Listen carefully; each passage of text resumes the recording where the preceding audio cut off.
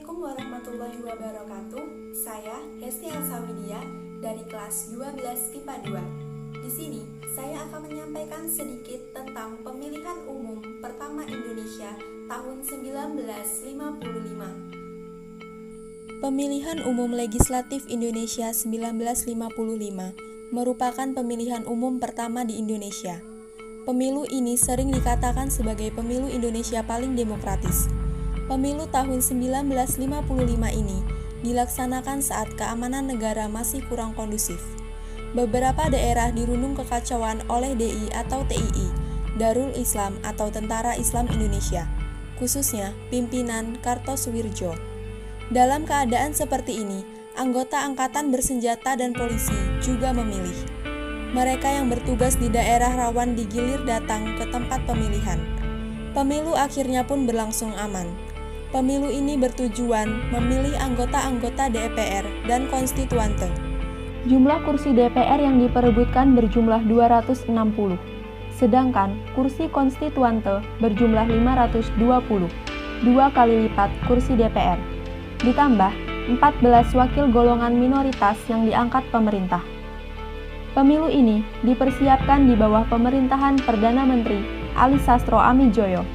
Namun, Ali Sastro Amijoyo mengundurkan diri dan pada saat pemungutan suara, dan kepala pemerintahan telah dipegang oleh Perdana Menteri Burhanuddin Harahap.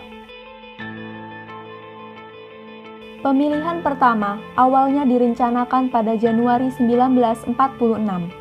Tetapi, karena Revolusi Nasional Indonesia masih berlangsung, hal ini tidak memungkinkan. Setelah perang, setiap kabinet memasukkan pemilihan umum dalam programnya. Pada bulan Februari 1951, Kabinet Natsir memperkenalkan RUU Pemilu.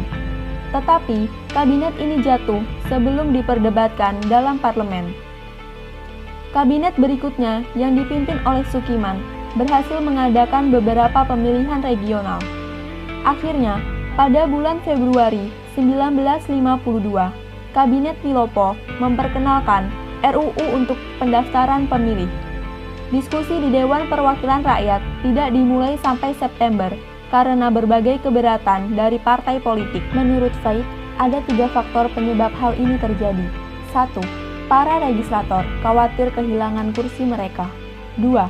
Mereka khawatir tentang kemungkinan ayunan untuk partai-partai Islam. 3.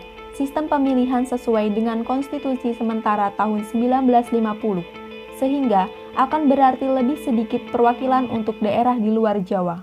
Mengingat kenyataan bahwa kabinet itu jatuh setelah memperkenalkan langkah-langkah kontroversial, ada keengganan untuk memperkenalkan RUU Pemilu dan ada kekhawatiran tentang kemungkinan konflik politik yang disebabkan oleh pemilihan.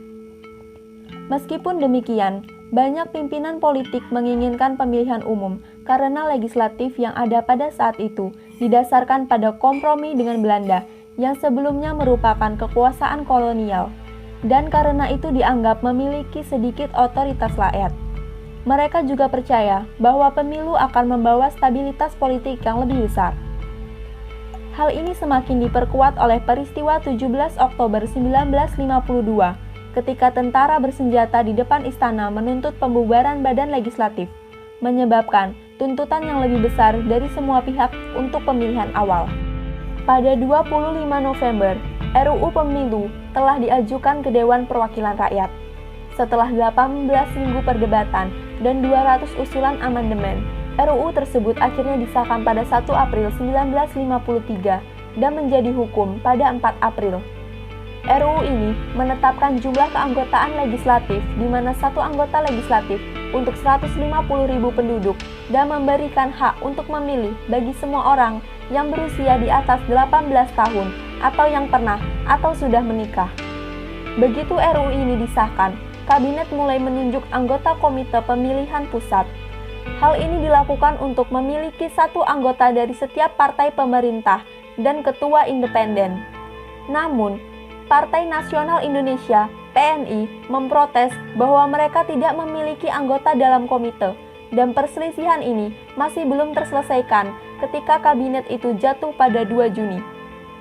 Pada tanggal 25 Agustus 1953, Perdana Menteri baru, Ali Sastro Amijoyo, mengumumkan jadwal persiapan untuk pemilihan selama 16 bulan, mulai bulan Januari 1954.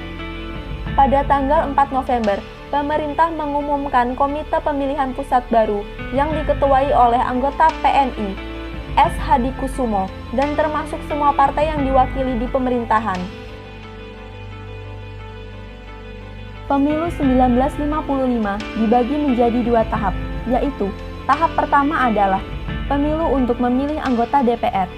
Tahap ini diselenggarakan pada tanggal 29 September 1955, diikuti oleh 29 partai politik dan individu. Tahap kedua adalah pemilu untuk memilih anggota konstituante. Tahap ini diselenggarakan pada tanggal 15 Desember 1955. Meskipun pada bulan April 1954, Panitia Pusat Pemilihan telah mengumumkan bahwa pemilihan akan diadakan pada tanggal 29 September tahun berikutnya, pada bulan Juli dan awal Agustus, persiapan telah terlambat dari jadwal. Pengangkatan anggota panitia TPS yang direncanakan dimulai pada tanggal 1 Agustus tidak dilakukan oleh sebagian besar daerah dan mereka baru memulainya pada 15 September. Dalam pidato Hari Kemerdekaan pada 17 Agustus, Presiden Soekarno mengatakan bahwa siapapun yang menghalangi pemilu adalah pengkhianat revolusi. Pada 8 September, Menteri Penerangan Syamsuddin Sultan Makmur mengatakan bahwa pemilihan akan diadakan pada 29 September, kecuali di beberapa daerah yang persiapannya belum selesai. Akhirnya, sebagai hasil dari kesibukan kerja keras mereka, panitia TPS siap pada hari pemilihan. Menjelang hari pemungutan suara, rumor menyebar, termasuk ketakutan akan keracunan yang meluas di Jawa. Ada juga penimbunan barang. Di berbagai bagian negara juga diberlakukan jam malam spontan dan tidak diumumkan selama beberapa malam sebelum hari pemungutan suara. Pada hari pemungutan suara itu sendiri, banyak pemilih yang menunggu untuk memberikan suara pada pukul 7 pagi. Hari itu damai karena orang-orang menyadari tidak ada hal buruk yang terjadi. Sebanyak 87,65% pemilih memberikan suara sah dan 91,54% memberikan suara. Dengan mengesampingkan jumlah kematian antara pendaftaran dan pemungutan suara, hanya sekitar 6% yang tidak memilih. 4 besar dalam pemilu ini yaitu 1. Partai Nasional Indonesia 57 kursi DPR dan 119 kursi konstituante 22,3%. 2. Masyumi 57 kursi DPR dan 112 kursi konstituante 20,9%. 3. Nahdlatul Ulama 45 kursi DPR dan 91 kursi konstituante 18,4%. 4. Partai Komunis Indonesia 39 kursi DPR dan 80 kursi konstituante 16,4%.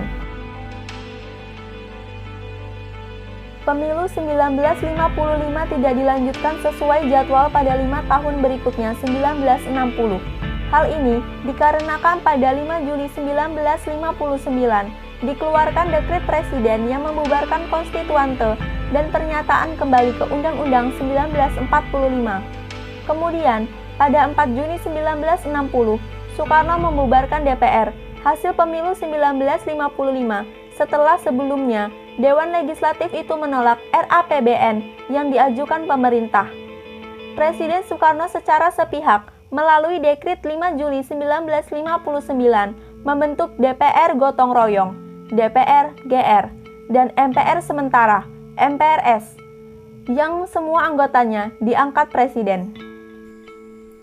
Sekian yang dapat saya sampaikan. Terima kasih telah menyaksikan. Wassalamualaikum warahmatullahi wabarakatuh.